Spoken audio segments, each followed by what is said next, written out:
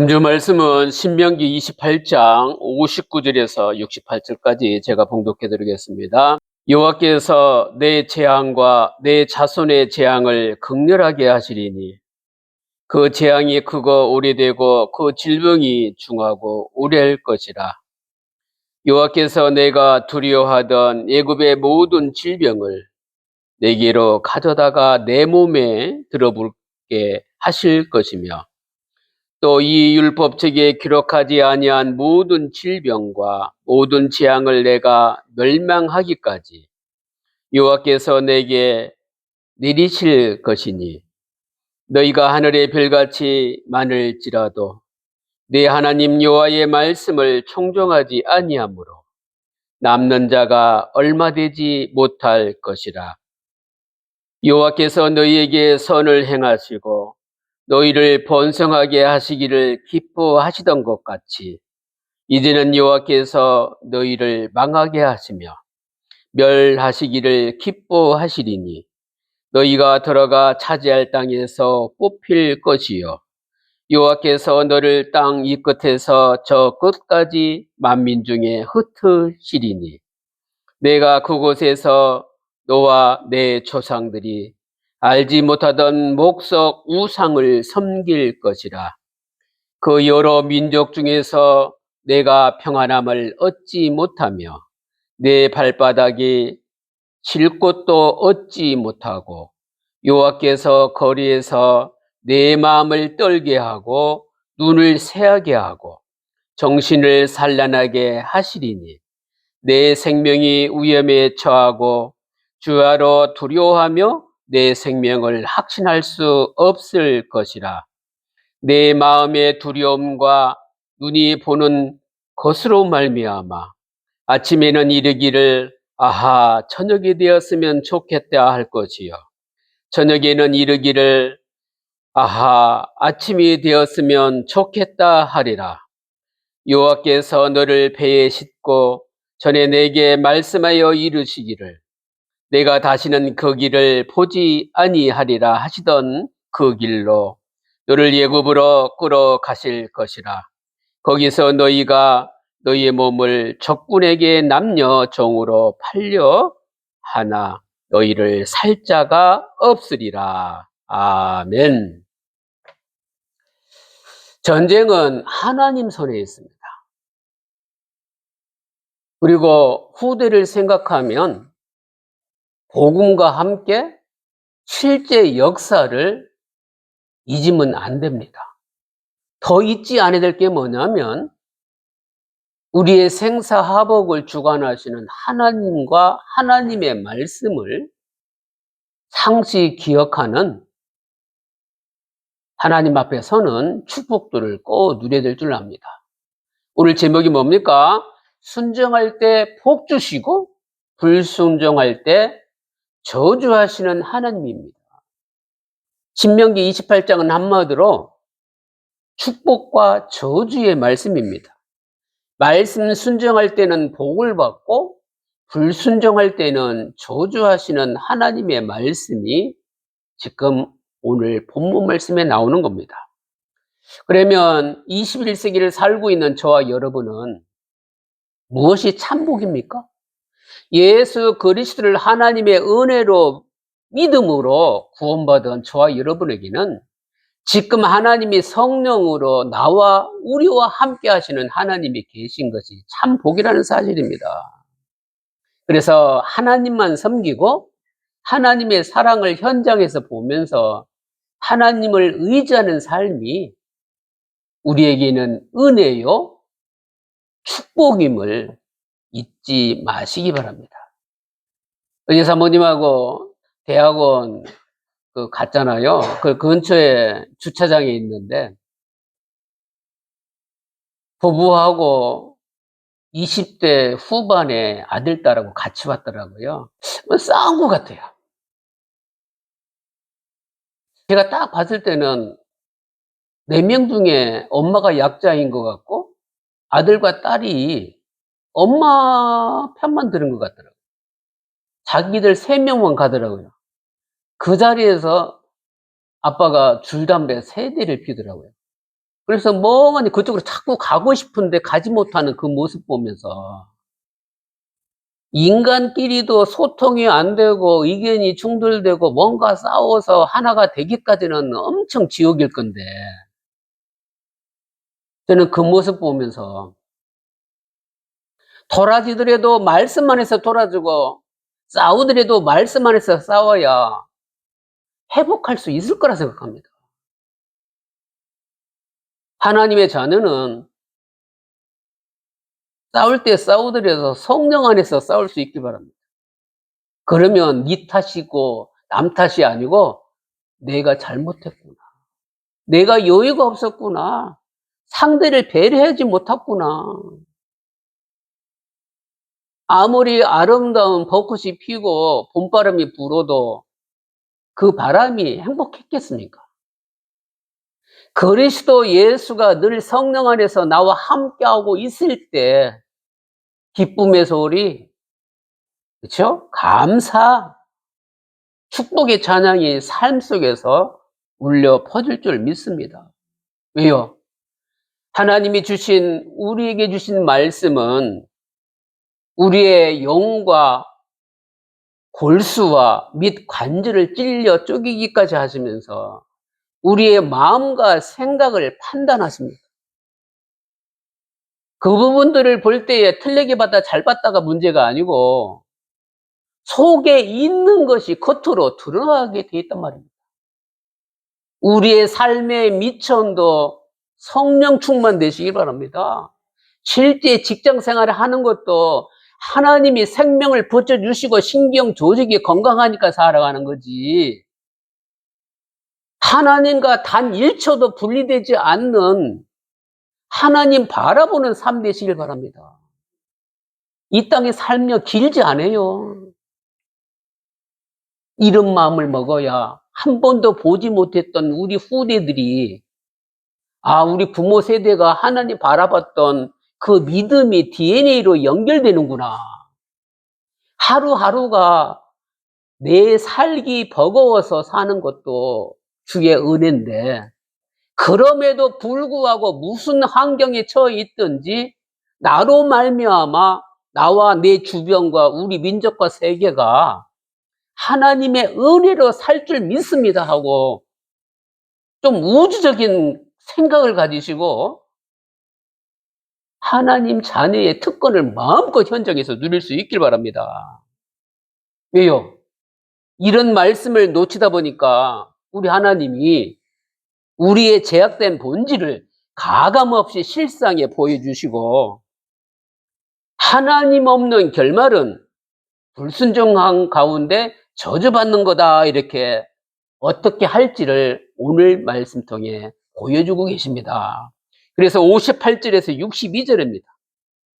모든 질병과 재앙 통해서 남은 것이 얼마 되지 않게끔 하나님 하십니다. 58절 59절입니다.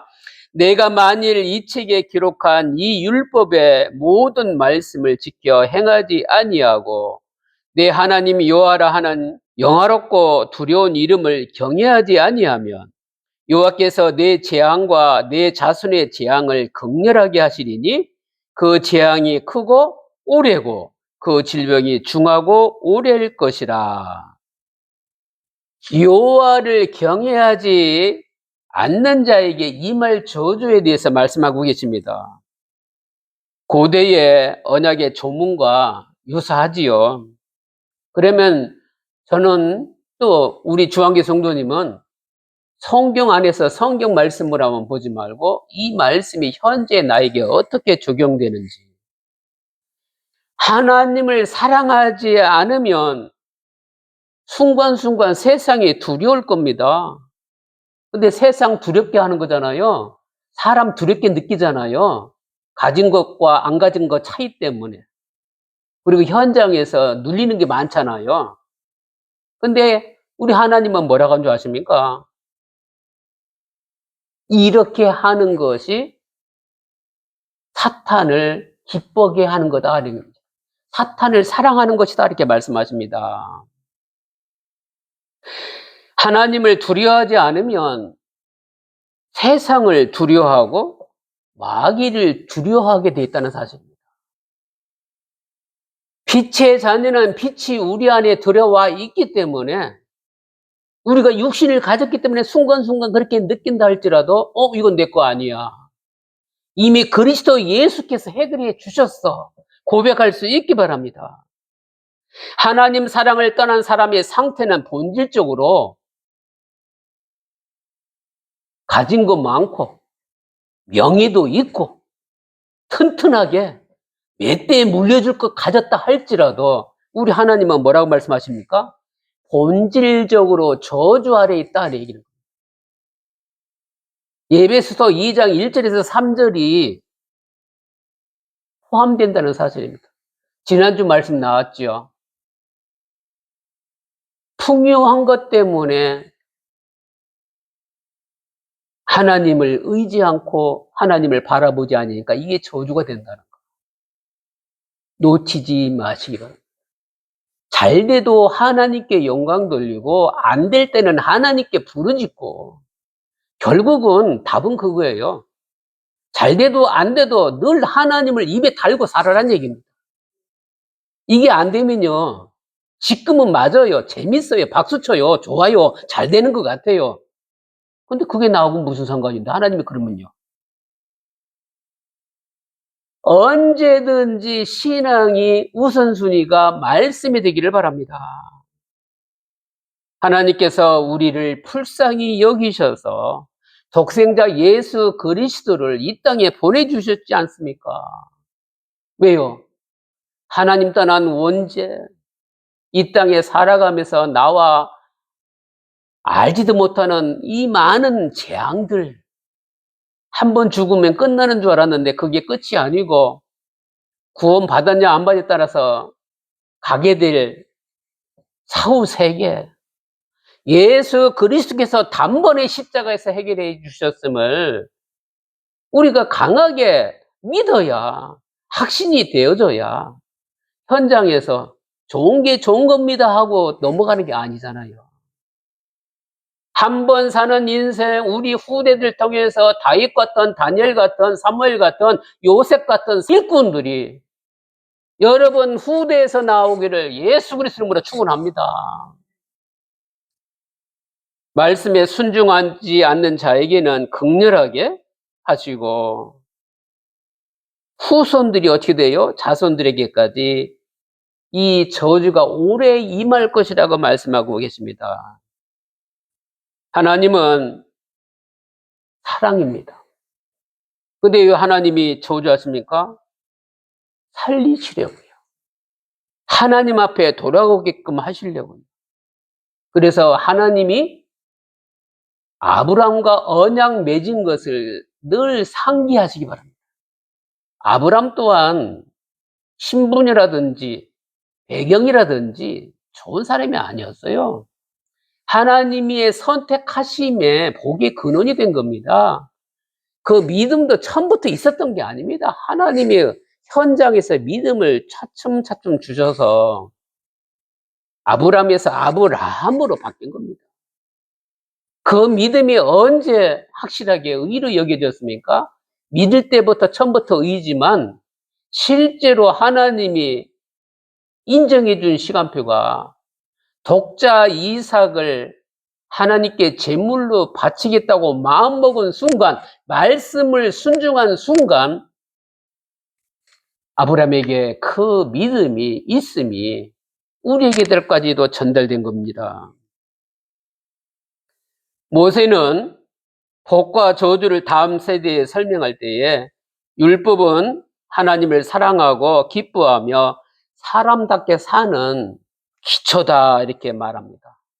바울은 뭐라 그래요? 율법은 공학 선생이다 그럽니다. 그럼 저와 여러분은요? 부모는 영육간의 성장을 위해서 예수 그리스도가 하셨던 것처럼 키가 자라고, 그렇죠? 마음도 자라고 육신도 자라고 정신도 성장해서 온전해지는 그리스도인으로 살아갈 수 있도록 신앙교육을 시키시기 바랍니다. 지금 휴대폰 중독된 10대들이 얼마나 많은 줄 압니까?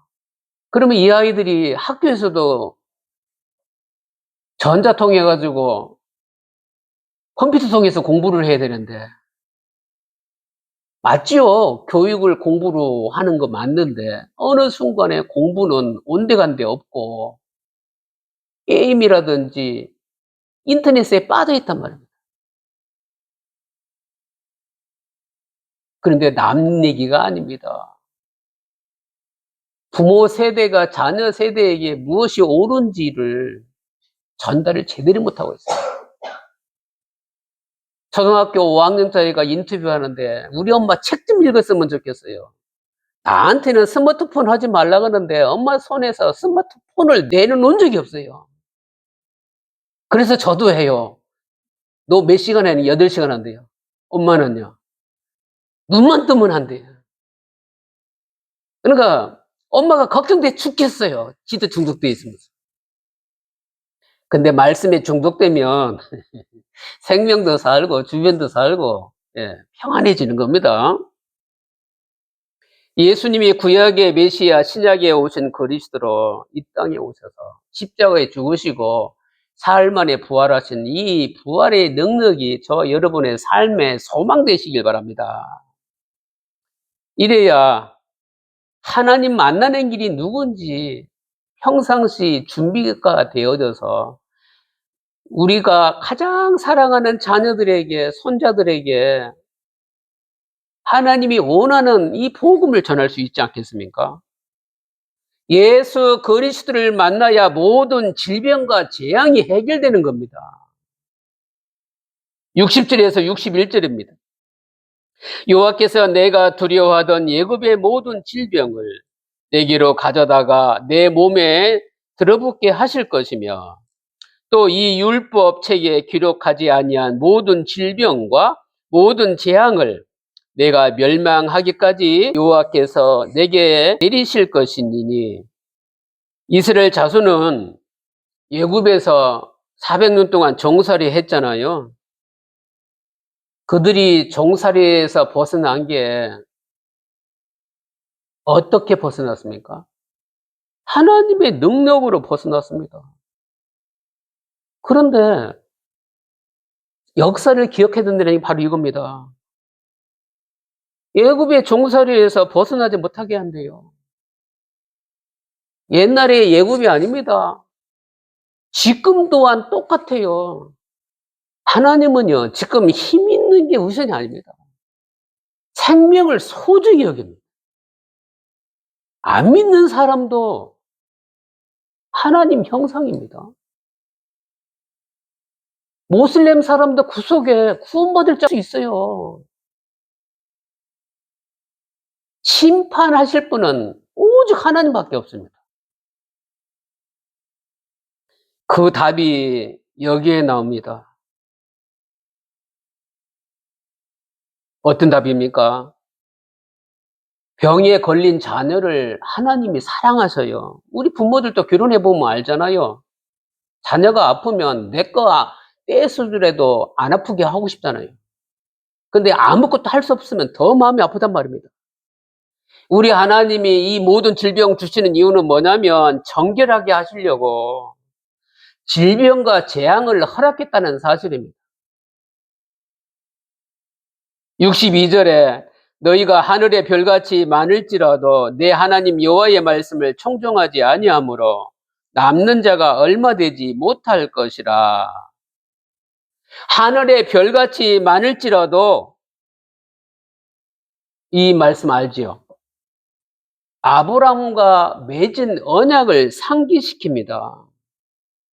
하나님은 아브라함과 맺은 언약을 기억해서 그의 자손들을 애굽에서 구해내시고 새로운 가나안 땅에 인도해 내셨는데, 그럼에도 불구하고 또다시 우상을 섬기는 거예요. 지금 이스라엘이나 미국이나 지금 하나님 없는 우상과 똑같은 겁니다. 그래서 여러분이 기도해 줘야 됩니다. 정권 가진 사람들이 하나님 뜻에 의하여 살아갈 수 있도록. 하나님의 말씀을 청종하지 아니하면 남은 자가 얼마 되지 못하리라 말씀합니다. 이란에 우리나라 대사만 남았어요. 하나님이 우리나라를 강대국으로 세우신 이유는 힘 자랑하라고 주신 게 아니고 먹을 거 없어서 죽는 사람, 물 없어서 30대에 거의 대부분 죽는 나라들, 하나님이라는 단어를 한 번도 들어보지 못해서 힘든 사람들. 여러분, 그냥 일반 사람들이 느끼고 보는 그대로 보지 마시고 하나님께서 세계는 위기인데 한국에게 이렇게 축복을 부어주시는 이유는 먼저 복음받은 저와 여러분에게 내가 있고 머무른 그 현장에서 하나님, 제가 누리는 이 그리스도 예수의 복음이 증거되어 줄 수 있도록, 선포되어 줄 수 있도록. 그래서 한국이 자랑되는 게 아니라 하나님의 성민인 성도의 이 축복의 직분이 더 커질 수 있도록, 사명 감당할 수 있도록 기도할 수 있길 바랍니다. 이스라엘 자손이 번성하고 강대한 것 같았는데 우리 하나님이 어떻게 만들어요? 아무 의미 없게 만들었습니다. 그래서 돈 자랑하지 말라는 거예요. 자녀 자랑하지 말라는 거예요. 잘된 거 자랑하지 말라는 거예요. 왜요? 오늘 말씀에 나오잖아요. 하나님 없이도 살 수 있다는 생각, 아담의 언제 이후 하나님 없는 개인은 인생이 처참하게 무너지는 것을 볼 수가 있습니다. 그래서 63절에서 68절입니다. 멸하시기를 기뻐하시는 하나님입니다. 63절, 64절. 여호와께서 너희에게 선을 행하시고 너희를 번성하게 하시기를 기뻐하시던 것 같이 이제는 여호와께서 너희를 망하게 하시며 멸하시기를 기뻐하시리니 너희가 들어가 차지할 땅에서 뽑힐 것이요 여호와께서 너를 땅 이 끝에서 저 끝까지 만민 중에 흩으시리니 내가 그곳에서 너와 네 조상들이 알지 못하던 목석 우상을 섬길 것이라. 하나님은 선을 행하시고 번성케 하시는 분이라고 우리가 알고 있잖아요. 이스라엘 민족을 모든 열방 가운데 높이 세워주셨는데 모든 민족에게 뛰어나게 하셨는데 성민으로 세웠는데 어느 순간 현장에 안착하면서 하나님보다 세상을 더 섬기고 우상을 섬기는 것을 볼 수가 있습니다. 저와 여러분 또한 마찬가지입니다. 고백해야 됩니다. 하나님이 우리에게 언약을 주셔서 조건 없이 구원하시려고 선택하시고 부르셔서 우리의 체질과 상황과 어떻게 태어난 거에 상관없이 무조건적인 사랑으로 구원해 주셔서 하나님이 주신 그 무한한 복음의 능력을 누리면서 이 땅에 성령 인도받아 살기를 원하는데 자꾸 주변에 소리 듣고 함께 가는 사람 발 맞춰가지고 구별되게 살아야 되는데도 불구하고 여기가 초싸우냐 하고 살 때가 너무너무 많다는 겁니다. 예수의 생명을 받은 자는 제약에 따라 살아갈 수가 없습니다. 예수 믿는 신실한 하나님의 자녀는 뭐가 미워야 되느냐? 하나님 떠난 죄가 미워야 됩니다.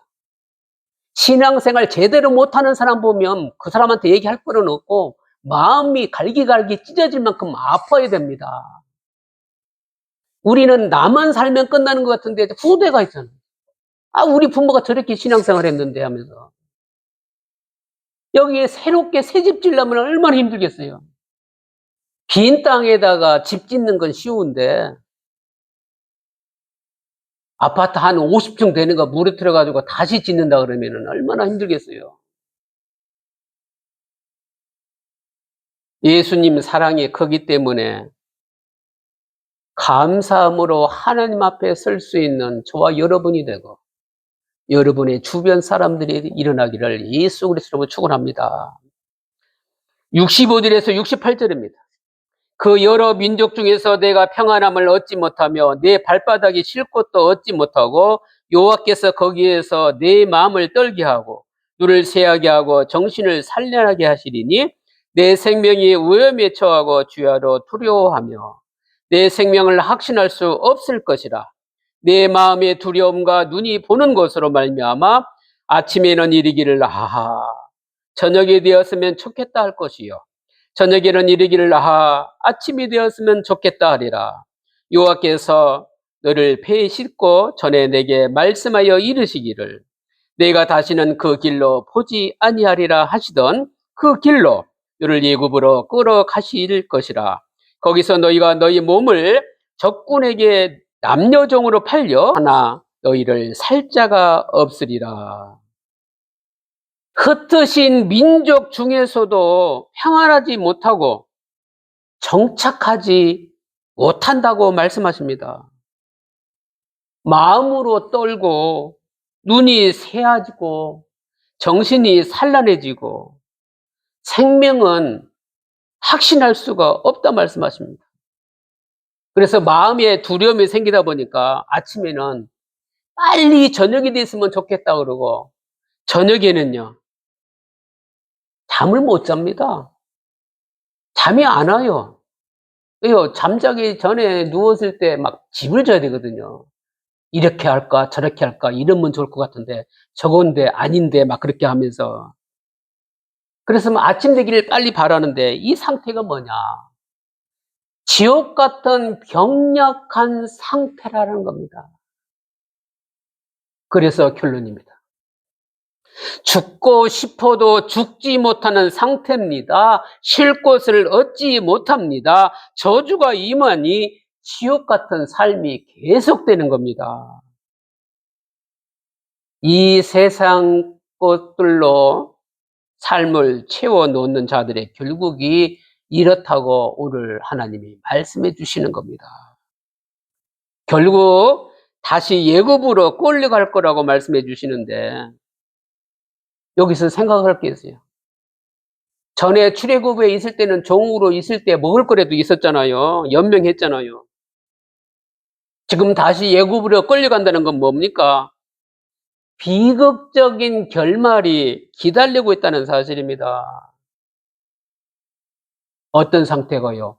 하나님 떠난 제 상태가 이렇다는 겁니다. 제 담력에 우리를 내버려 두지 마시고 하나님 말씀에 순종해서 하나님의 능력으로 살기를 예수 그리스도로 축원합니다. 근데 우리 하나님은 정말 사랑의 하나님입니다. 하나님께서 복 주시기를 기뻐하시듯이 이제는 저주하고 멸하시기를 기뻐하신다고 하는데 참 두렵지 않습니까? 근데 우리는 그리스도 예수를 알잖아요. 최종적인 심판이 이르기까지는 뭐가 있다? 아직 기회가 있다. 기회 있을 때 예수 그리스도의 복을 누릴 수 있길 바랍니다. 하나님께로 돌아오면 재앙은 중단되고 하나님의 은혜의 빛이 비치게 될 것이라고 우리 하나님이 말씀해 주십니다. 우리는 예수 그리스도 안에서 두려움이 해결됐습니다. 구원의 길 되신 예수 그리스도 믿고 주님을 최우선으로 섬기는 삶을 누릴 수 있길 바랍니다. 예수 그리스도의 부활의 소망을 품고 신실하신 구원의 하나님 앞에 나아가길 예수 그리스도 이름으로 축원합니다. 기도드리겠습니다. 하나님께 감사드립니다. 말씀에 순종할 때 복 주시는 하나님, 불순종의 저주에서 예수 그리스도의 능력으로 해결되게 해 주옵소서. 하나님을 사랑하며 말씀의 능력 누리는 자녀로 살게 역사해 주옵소서. 예수 그리스도의 능력으로 말씀 순종하게 해 주옵소서. 주 예수 그리스도 이름으로 기도드립니다. 아멘. 지금은 우리 구주 예수 그리스도의 은혜와 하나님의 무궁하신 사랑하심과 성령님의 내주교통 충만 역사하심 후에 예수 그리스도의 능력으로 말씀 순종할 모든 성도들 머리 위에 지금부터 영원토록 항상 함께 계실지어다.